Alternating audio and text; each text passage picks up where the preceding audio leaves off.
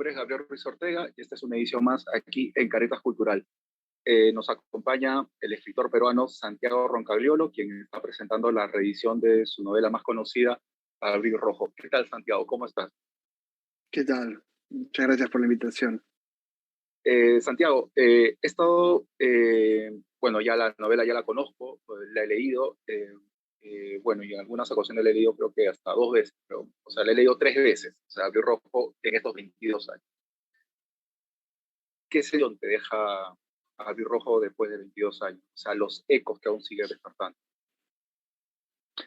Bueno, me ha impresionado mucho percibir que la novela es mucho más actual ahora que cuando apareció, porque cuando apareció hablaba del pasado. Asumíamos que el discurso de la Guerra Fría, el país dividido y la violencia eran cosas que ya no iban a ocurrir, ¿no? Pero hoy tú ves el debate político peruano y ni siquiera es como el del 2000, que se emite en la novela, es como el del 92, en realidad.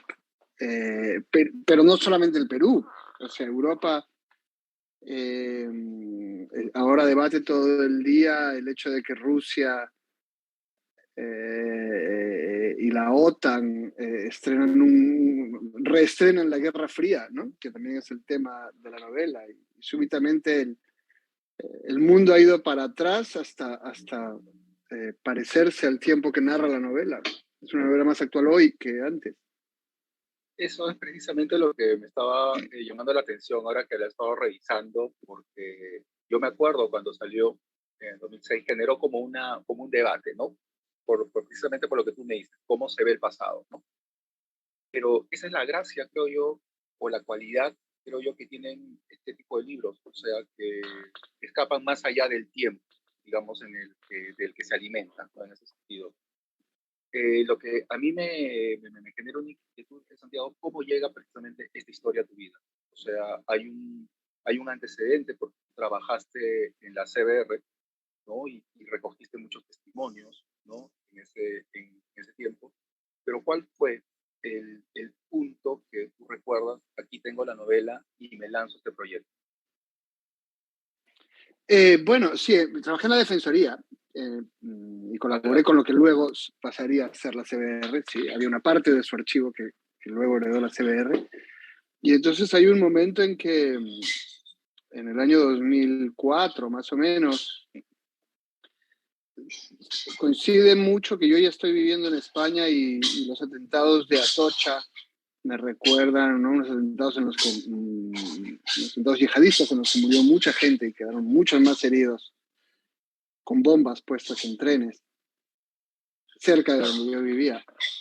Eh, por un lado, ellos me trajeron los recuerdos de Lima, ¿no? De cosas que llevaba mucho tiempo sin hacer, llamar a tus amigos a ver cómo están, llamar a tu pareja a saber si está viva, si no estaba justo pasando por ahí cuando vino el atentado. Eso me hizo sentir que las cosas que yo había vivido ya no eran solamente un tema peruano, eran un tema en Madrid, y eran un tema en Nueva York, y era un tema global. Eh, Claro. y había algo que yo podía contar que era interesante. Pero también coincidió, creo, con el momento en que cuando aparece el informe de la Comisión de la Verdad, independientemente de si uno está de acuerdo o no con ese informe, se abre la veda. Era un tema del que no se hablaba en los 80, en los 90. Incluso mientras yo investigaba para mis libros, cuando hacía preguntas en Lima o cuando comentaba lo que estaba haciendo en el primer lustro de este siglo, era incómodo. Y cuando aparece la Comisión de la Verdad, digamos, se marca el momento en que ya se puede hablar, ya se puede discutir, ya se puede mirar qué es lo que ha pasado en nuestra historia, ¿no? De hecho, un momento mucho más libre que el que hay ahora. Yo no sé si sería posible lanzar este libro o La Cuarta Espada hoy y no ser acusado de terruco o cualquiera de esas cosas. Eh, cuando hace 15 años, cuando salen estos libros, Más bien había muchas ganas de todos los sectores sociales por escuchar las historias de lo que había pasado y tratar de buscar una razón para el horror, ¿no? Ahora hemos regresado al reflejo bipolar. El horror es culpa del otro. Estos son los míos y el horror es culpa de los otros. Y eso justamente es contra lo que van los libros, ¿no? Esa es una manera de no entender las cosas. Los libros sirven para tratar de entenderlas. Así es. Y precisamente, ya que estamos hablando de la actualidad que genera la lectura de Abril Rojo, tú sabes que toda buena novela es también la configuración de su personaje, ¿no? Y Chacaltana es un personaje bastante peculiar, muy bien perfilado y sobre todo lo percibo muy joven. O sea, los años no han pasado por Chacaltana porque esa misma suerte de pusilanimidad, de exageración, podría ser la metáfora, digamos, con la que la población en general, no solamente en Perú, está asumiendo estos conflictos, ¿no? Que estamos viendo, ¿no? O sea, vemos ahora el debate y, por ejemplo, en el Perú, ¿no? Y vemos a la población un poco, no caribaja, pero sí como anestesiada, por decirlo de una manera, o sea, no reacciona, y más o menos Chacaltana es así, pero tiene que haber, pero hay un punto que lo saca Chacaltana ese, de esa suerte de pusilanimidad, que es precisamente esta serie de asesinatos que hay en Ayacucho y precisamente en Semana Santa. O sea, un escenario, digamos, que si no reaccionas con eso, ya no puedes reaccionar con nada, ¿no? ¿Qué sensación te deja Chacaltana, Santiago? ¿Qué es Chacaltana para ti? Bueno, es muy parecido a lo que tú dices. Chacaltana viene de mi propia experiencia como empleado público, siendo muy joven y muy ingenuo.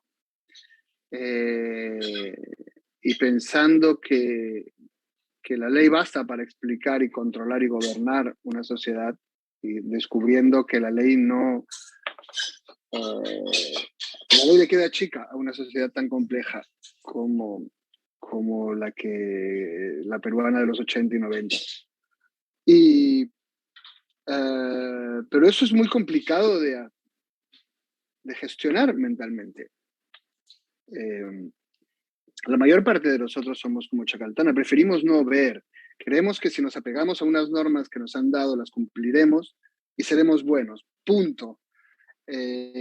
No podemos ser filósofos políticos las 24 horas del día y ni tenemos la información que requeriría un análisis de toda la complejidad.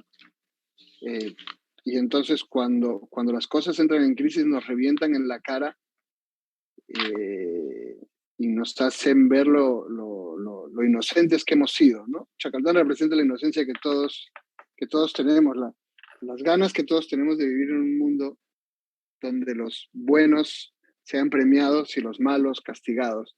Y el horror de descubrir que no es así, que la realidad es mucho más complicada que eso. Por eso creo que es una de las cosas que han enganchado con él tanto en tantos países. Y otra cosa y en el caso de América Latina, que lo ha hecho muy querible para el público durante muchos años, es que todos conocemos un burócrata como él, ¿no? Todos lo hemos sufrido generalmente, o lo hemos sido alguna vez. Y, es un personaje muy latinoamericano el que él encarna.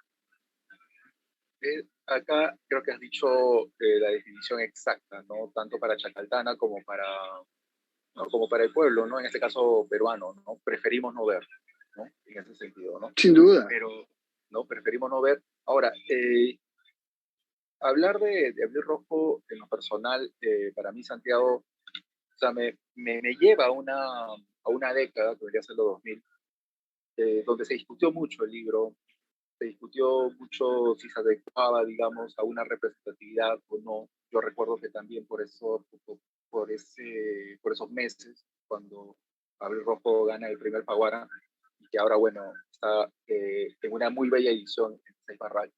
Eh, también, por ejemplo, Alonso Cueto también ganó el Herralde con el mismo tema, más o menos. Y se armó toda una discusión, ¿no? Y yo recuerdo mucho, Santiago, de que tenías críticas a favor y también críticas en contra, pero en el medio de todas esas opiniones encontradas estaba siempre el favor del público de Santiago. O sea, como tú bien has indicado, esta novela se ha reeditado, se ha traducido a muchos idiomas, toda Latinoamérica prácticamente la conoce, y es importante publicaste esta novela, tú eras joven. Hoy en día también tenemos escritores jóvenes, obviamente no solamente en Perú, y como que yo los percibo como que están muy atentos a la crítica, a ver qué dice la crítica, cuando creo que deberían estar más enfocados un poco en si lo que escribo genera lectores o no. ¿Cómo tú te posicionas, Santiago, ante la crítica, donde se dijo de todo, pero al final, o sea, tu libro se impone? O sea, para mí esta vieja edición de Sey Barral me parece prácticamente la firma de un libro ya referencial, ¿no? La firma de un libro que Gracias. para conocer el Perú, o sea, la literatura peruana o la cultura peruana, la historia peruana en los últimos 20 años, hay que pasar por algún poco en este sentido. ¿Cómo te asumes ahí? O sea, y sobre todo, esto te lo comento como para que le puedas dar algún tipo de sugerencias o consejos o opiniones a los jóvenes escritores, que de hecho, este es un punto que sí les gustaría escuchar de ti. Uh, para mí un libro es como una botella al mar. Realmente nunca sabes qué va a pasar. Y no hay manera de saberlo. Y eso es lo bonito también. Es parte de la magia. No sabes cómo... No hay una fórmula para que una historia conecte con las emociones de los lectores. Hay cosas... y luego cada libro, pues algunos libros tienen más lectores en unos países, otros libros tienen más en otros tienen mejores críticas, otros peores o mejores ventas y peores o peores. Lo único que yo trato de hacer como autor es ser honesto con el libro que yo quiero escribir, con la historia que yo quiero contar. Obviamente, yo crecí no solamente leyendo, bueno, yo crecí encerrado en una ciudad en la que no se podía salir casi de la casa, y había muchos libros y había tele y Betamax. Y yo nunca hice una diferencia entre ambas cosas, la cultura popular y la alta cultura, y siguen siendo para mí dos cosas que me interesa conocer, y voy a la ópera y veo comedias estúpidas, y en esos años leía García Márquez y luego leía Tiburón o novelas de Agatha Christie. Y entonces siempre he tenido un respeto por la cultura popular que no tiene la mayoría de los escritores. La mayoría de los escritores en realidad es escritor porque no quiere tener nada que ver con la cultura popular, cosa que me parece una posición perfectamente respetable, pero este soy yo. Y la cultura popular, los thrillers, las series de televisión de Alfred Hitchcock, las películas como Seven, hicieron que mi mundo no fuese el horror que era en el mundo real, ¿no? Me dieron una ventana para otras realidades y para otras vidas. Le estoy agradecido a la cultura popular y bebo de ella y sigo bebiendo de ella. Y me gusta hacer algo que tenga la ambición de la alta literatura por explorar lo que los seres humanos somos y lo que la historia del Perú es, pero también la efectividad de la cultura popular para que no la puedas olvidar. Esto es algo bueno, este es como mi proyecto, ¿no? A partir de ahí,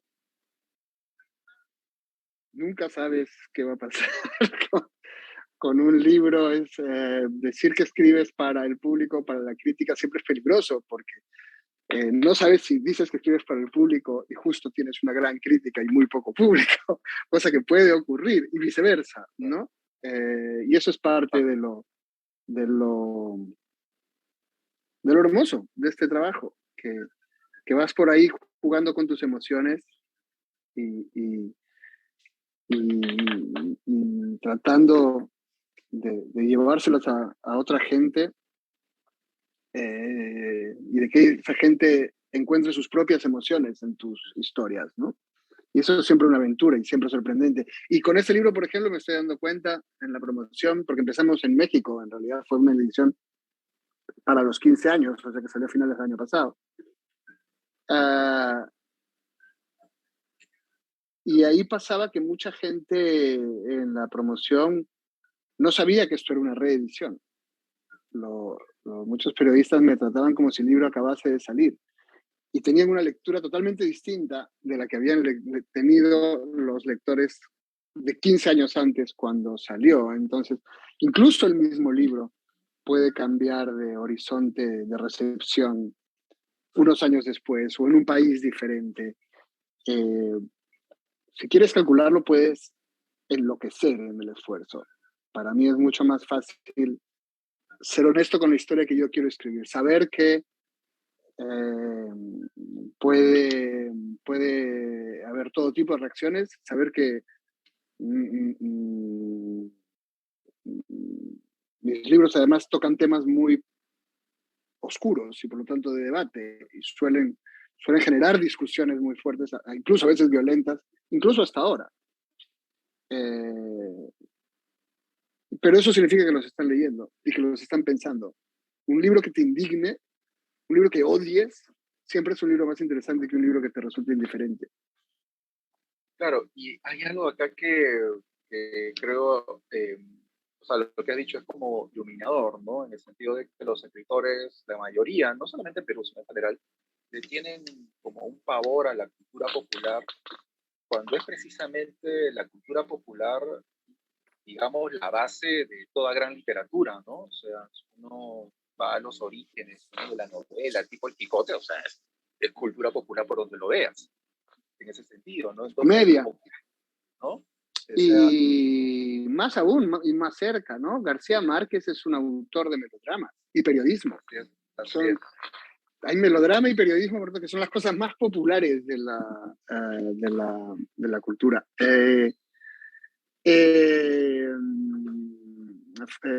Rulfo para mí siempre fue un escritor de fantasmas, un gran escritor de fantasmas, de grandes historias de terror, como algunas cosas de Carlos Fuentes, tipo Aura, o como, o como los cuentos de ciencia ficción de Cortázar, de Bestiario, claro, cuentos de ciencia ficción y fantasía. Creo que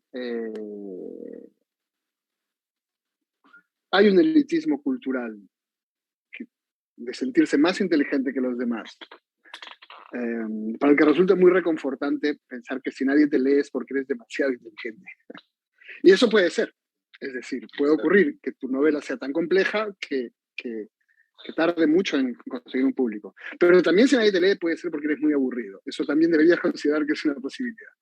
Claro. Ahora, también está el otro espíritu, no solamente de Abril Rojo, sino que recorre toda tu narrativa, que es prácticamente este factor que entendemos mal, o perdón, se entiende mal, llamado entretenimiento, ¿no? O sea, aquí tú empleas una prosa funcional, pero sin caer en el lugar común, en ese sentido, ¿no? O Al menos sea, es la idea, sí. ¿no? Gracias. O sea, y generas lectores, generas críticas, o sea, yo he estado repasando, o sea, es que esto para mí es especial porque revisar este David Rojo me ha vuelto, o sea, me ha devuelto a esa etapa de, digamos, de toda la discusión que generaba el tema de la violencia política, porque la violencia política o la violencia terrorista también, o también dicho por otro lado, para que no nos digan que, bueno, empleamos términos caviares, o sea, a ese punto de violencia hemos llegado con este tema.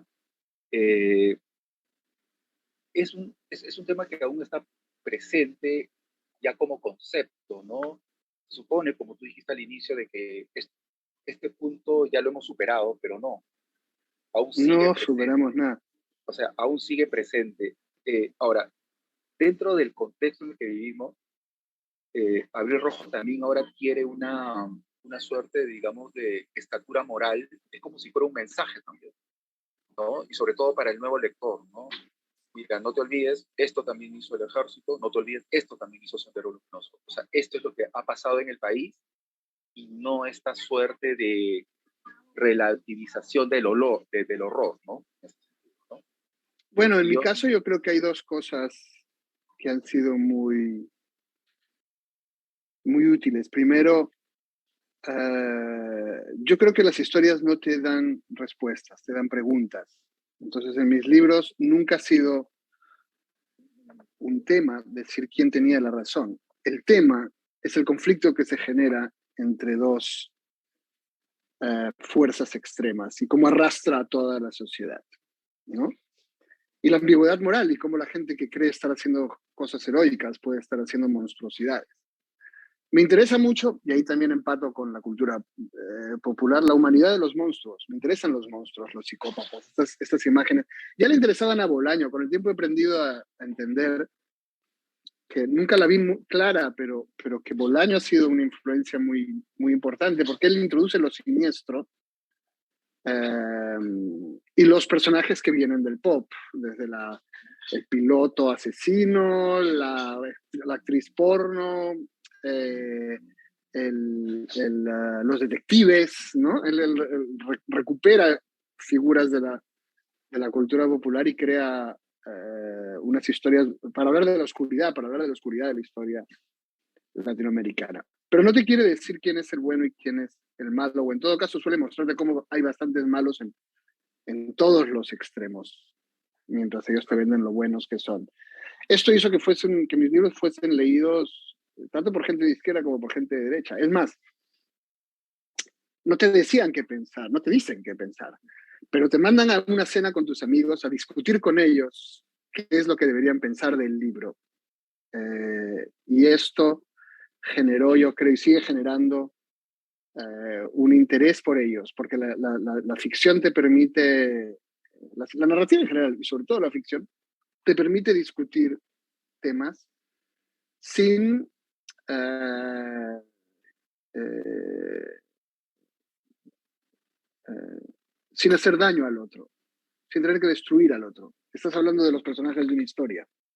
No tienes que aplastar a la persona con la que discutes. Y esto creo que tiene mucho que ver con el hecho de que estos libros se sigan leyendo en general, no solamente en este tema, sino que los libros se sigan impactando mucho en la sociedad peruana, mucho, hasta un punto que a mí mismo me sorprende. Pero hay otro tema también que creo que es importante en esta conexión con el público, y que es precisamente el hecho de que vivo fuera. Y eso me permite una libertad que no tienen los que cuentan historias y viven en el Perú. El nivel de presiones que afrontan, yo no lo afronto porque no vivo ahí. Puedo decir lo que quiera, lo digo, eh, pero me voy. A todo el mundo le cae bien cuando te vas rápido. Y en efecto, el Perú es un país donde contar historias es una actividad de riesgo, donde te pueden despedir por ser periodista, por hacer bien tu trabajo, puedes ser despedido, o puedes ser denunciado por gente muy poderosa por hacer bien una investigación contra ellos. Um, o pueden ir a reventar una presentación de libros. Esto ocurre rutinariamente en el Perú. Paradójicamente, vivir fuera siempre me ha permitido una gran libertad para poder contar cosas que quizás mucha otra gente quiere contar, pero es mucho más difícil cuando está en juego tu trabajo, tu integridad física, tu familia, ¿no? Todas las cosas. En Perú se ha vuelto muy peligroso contar historias. claro, y sobre todo en esta época, digamos, tan polarizada, ¿no? Con tantas sensaciones encontradas. Ahora, yo, Santiago, algo que sí quería, puede parecer un poco la inquietud un poco ingenua, ¿ok? Pero tú recuerdas el momento en el cual, ya sea de niño o adolescente o en universidad, o sea, ese momento epifánico donde tú dices, quiero contar historias o quiero ser escritor, porque hay algo que yo noto, tienes muchos libros y todos los libros abordan un tema de actualidad.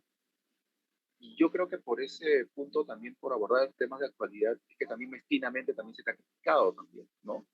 Como que estás atento, digamos, este es el tema, escribo de esto, pero tampoco no es así. O sea, hay todo un proceso de, de pensar el tema que vas a escribir y obviamente como un escritor o como un contador de historias, uno obviamente está atento a lo que pasa en la realidad y no Ujú. sé, por ejemplo, pienso en cosas, por ejemplo, de autores como Juan Madrid o como Manuel Vázquez Montalbán que hablaban de algo, por ejemplo, inmediato, ¿no? Por citar, digamos, un ejemplo español. Pero eh, yo ahora veo la cosa con perspectiva. Yo creo que por ese lado ha habido mucha mezquindad hacia ti, en ese sentido. Y porque, obviamente, de la crítica, ¿no? A veces la crítica, digamos, bullera, pero encapsulada en siete gatos, algo así, más o menos. Pero lo que veo es que siempre está la actitud de contar historias. Y obviamente todo esto nace de un momento. ¿Tú recuerdas ese momento, Santiago, en tu vida donde dijiste, quiero o ser escritor o simplemente contar historias? Bueno, descubrí que lo quería porque me negué siempre.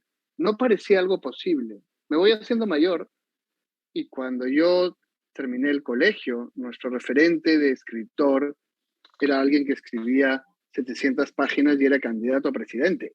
Eh, pero no solamente lo digo por Vargas Llosa, o sea, García Márquez era este hombre que viajaba con Fidel Castro, Carlos Fuentes cenaba con Bill Clinton. Quiero decir, el escritor era como una persona casi sobrehumana donde yo crecí. Nunca pensé que podría hacer eso. Eh, recuerdo, era músico, siempre tuve una inquietud creativa, uh, pero en la universidad recuerdo que haber pasado una depresión muy fuerte. La primera vez que recuerdo haber sentido algo que es una depresión, algo que después sabría que es una depresión, eh, empecé a escribir cuentos, a escribir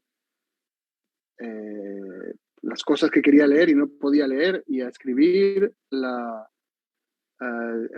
digamos, a escribir realidades mejores que las que vivía, no mejores porque fuesen más bonitas, pero por lo menos más emocionantes, más intensas, por crear un mundo mejor del mundo en que vivía. Y esto ocurre más o menos en la época de la universidad. Y lo hice en secreto porque además estudiaba literatura y en la cafetería todo el mundo podía destrozar toda la tradición occidental en dos cafés.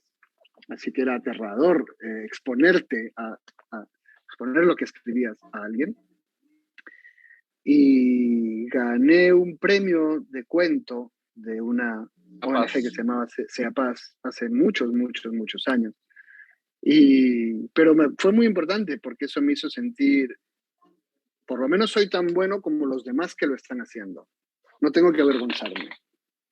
Claro. Y empecé a escribir, o sea, a sentir que podía escribir, pero siempre fue, mi vocación siempre fue la de narrar, no tanto la de ser un ensayista o un activista.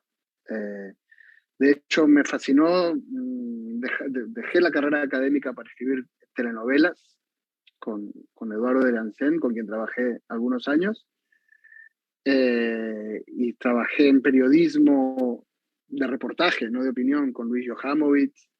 También conté muchas de las historias de derechos humanos con Jorge Santisteban, que era en ese momento el defensor del pueblo. Y siempre supe que lo que yo quería hacer era contar historias, aunque nunca pensé en muchos años que iba a escribir novelas, nunca pensé que iba a poder dedicarme a eso porque parecía delirante, pero sí fui ganando la confianza suficiente para decir, a lo mejor no puedo escribir eso, pero sí puedo escribir telenovelas, reportajes, otros tipos de historias, ¿no? Claro. Santiago, Y al pero final acabé dedicado a las novelas, pero también sigo tratando de explorar todas las posibilidades creativas para narrar. eh, hay algo que me ha llamado la atención y con esto tú sabes que tenemos que terminar porque el tiempo en transmisión es un poco tirano y tú lo sabes muy bien, que das un montón de entrevistas siempre. pero ahora que tú has mencionado estas vacas sagradas de esa época, ¿no? Vargas Llosa, que tenía 700, o sea, novelas de 700 páginas, o sea, nuestros referentes eran, digamos, muy pesados, o sea, yo me acuerdo, pesados, pero obviamente, o sea, gran literatura, ¿no? En ese sentido, pero tú ahí en esa época, yo me acuerdo que diste un nombre como referencia o que te gustaba su literatura, que en esa época era un pecado decirlo, pero tú lo dijiste, y ese nombre es precisamente Jaime Bailey, en ese sentido, ¿no? Yo creo que, Con el tiempo he yo, dicho Stephen King. Tampoco está aprobado. También me bueno, jalaron en ese examen. no, la verdad, en lo Sí, personal, yo le daría el Nobel a Stephen King, en verdad. O yo sea, también. De hecho, lo es un escribí en escritor un periódico. maravilloso. Yo otra vez me cayó encima todo el mundo. Pero sí, cuando leí a Bailey en los 90, eh, me fascinó su libertad, que era algo que, bueno, no solamente en Bailey, los autores en ese momento de Macondo o los del crack, son como los latinoamericanos en los 90 en realidad no parecían latinoamericanos. O bien los mexicanos escribían sobre momentos históricos de Alemania o de la Unión Soviética o de Everest, o bien toda esta gente que Bailey estaba en ese libro Macondo y estaban Fresán y estaban Claro. Alberto Fuguet, El Mundo Pasolini, estaban escritores que luego serían muy diferentes, pero tenían en común que su cultura pop, que lo que habían visto en el cine, que su vida de clase media urbana podía aparecer en los libros. Y eso fue muy liberador. Otra razón para sentir que ser escritor era imposible era que yo no sentía que pudiese aportar nada a la tradición eh, eh, literaria que había marcado el boom, ¿no? A los cuentos sobre una cultura latinoamericana que yo no conocía, entre otras cosas, porque había vivido encerrado en la ciudad. O sea, yo era un tipo Claro. muy lejano de la propia cultura, como toda mi generación urbana, estábamos muy alejados de una cultura que no podíamos ver, no podíamos salir de la ciudad, era difícil encontrar con gente diferente. Claro. Entonces veníamos de toda esta cultura que estos autores reivindican y luego Bolaño reivindica. Y a mí toda esa, o sea, me parecía fascinante pensar simplemente que es posible escribir de otra manera, porque quizás era la única manera en la que yo podía alguna vez escribir. Bueno, y esa manera en la que podías escribir ha rendido sus frutos, ¿no? Que el reconocimiento hacia tu obra no es gratuito, eh, es una obra que genera discusión en general y la idea es esta, que mediante esta muy buena novela sigamos discutiendo lo que nos pasa, ¿no? Porque somos así, al final podemos ser o no ser Chacaldana, pero la novela nos sigue siendo actual porque sigue generando un diálogo, ¿no?